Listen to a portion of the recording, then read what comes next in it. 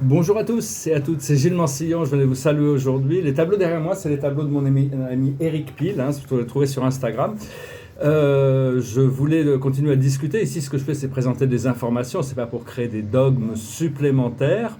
C'est juste pour inspirer le désir et la passion de se tourner vers des choses spirituelles, pour encourager cet éveil.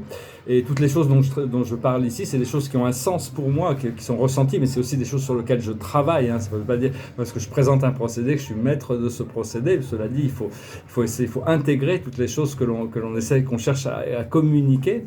Parce qu'on doit devenir maître des plans intérieurs et extérieurs. Bien qu'il n'y ait pas d'extérieur, on doit quand même garder notre concentration, notre attention sur ce hologramme dans lequel on vit. Essayer s'efforcer d'aimer toute la création, d'aimer toute la nature, s'aimer soi-même, aimer nos ennemis, aimer tous les gens tout le monde, tout.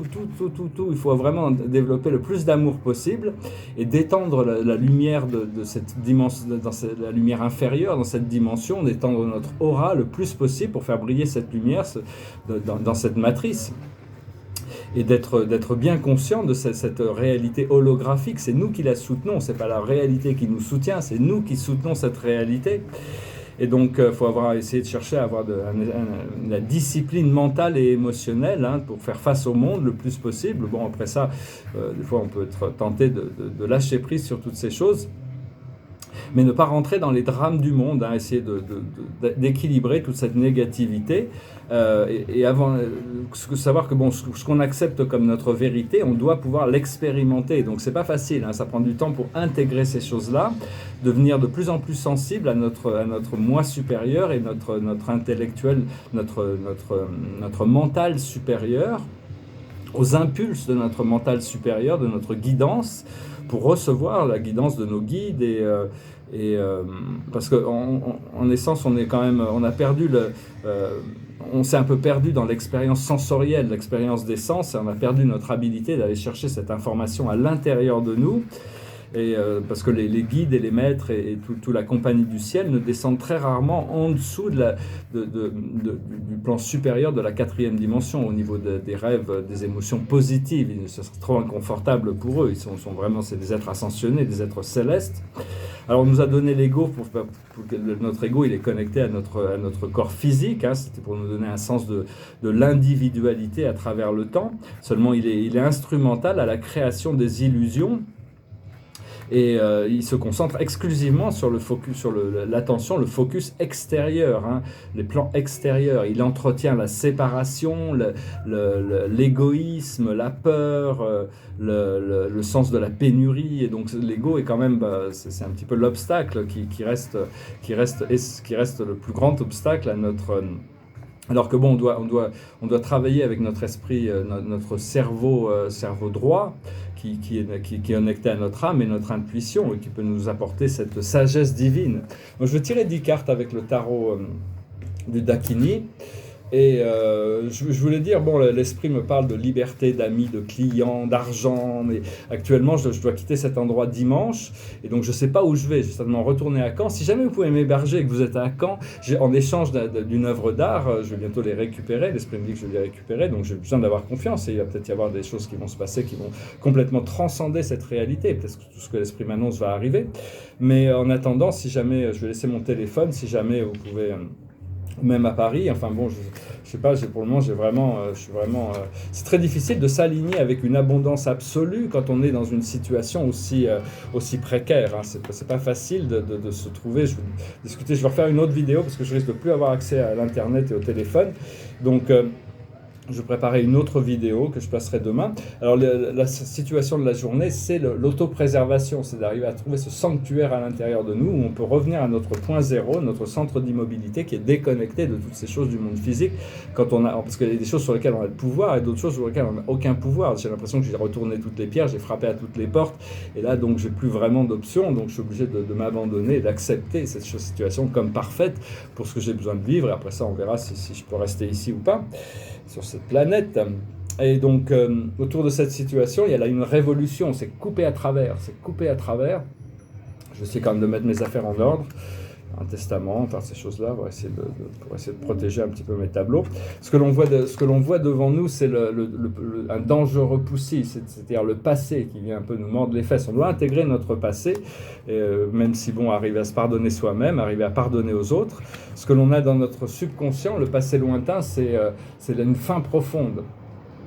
C'est une faim profonde, et donc c'est vraiment cette faim profonde, elle s'est déjà passée, c'est juste qu'on n'est pas encore complètement intégré dans le nouveau. Ce que l'oracle nous dit aujourd'hui, c'est la libération. Il nous parle du monde, de l'univers, du salut.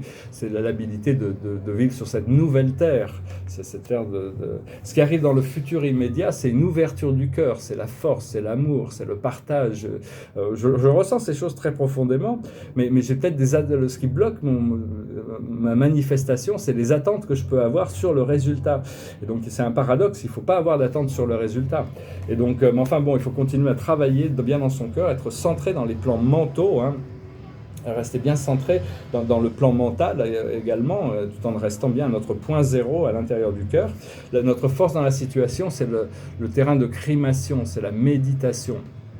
C'est pouvoir s'élever au-dessus des choses. Ce qui vient du monde extérieur, qui nous entoure, c'est la survie. C'est-à-dire on est poussé un petit peu, moi personnellement je suis poussé au-delà, c'est même pas ma zone de confort, c'est ma zone de tolérance là actuellement. Et donc je me vois pas devenir clochard de toute manière, donc je pense que la vie peut peut-être apporter des choses. C'est pas du tout cette mentalité, je suis pas du tout dans le... c'est cette idée ils essayent vraiment d'affamer le monde, de toute manière. Tous les systèmes sont en place pour justement créer du stress et des pressions économiques. Toute cette crise est vraiment, c'est plus une crise économique qu'ils ont préparée, plus que sanitaire d'ailleurs. On doit lâcher prise, parce qu'à tout moment, quelque chose peut venir pour interférer et libérer. L'esprit me parlait de libération. C'est-à-dire que je vais rentrer à Caen pour récupérer mes affaires. Mais je ne sais pas encore comment, j'ai pas vraiment il faudrait que je trouve un hébergement, je ne sais pas encore comment, on verra bien. Ce qu'il y a dans nos émotions internes, c'est l'allié, c'est l'ego, c'est le diable, c'est le faux moi, c'est ces choses qui nous contrôlent, qu'on se laisse contrôler par des illusions, des rêves. Et l'aboutissant, c'est la mort, la transfiguration. Alors ici, on ne sait pas trop si c'est des choses... La mort, généralement, dans le tarot, signifie des transitions naturelles qu'on ne peut pas éviter. Donc il n'y a pas besoin de faire beaucoup d'efforts, elles viennent naturellement. Mais ça peut être aussi une transfiguration, lâcher prise sur le corps physique pour arriver à trouver cette liberté, ce repos. Je ne sais pas encore, j'ai vraiment l'impression d'être en limbo actuellement.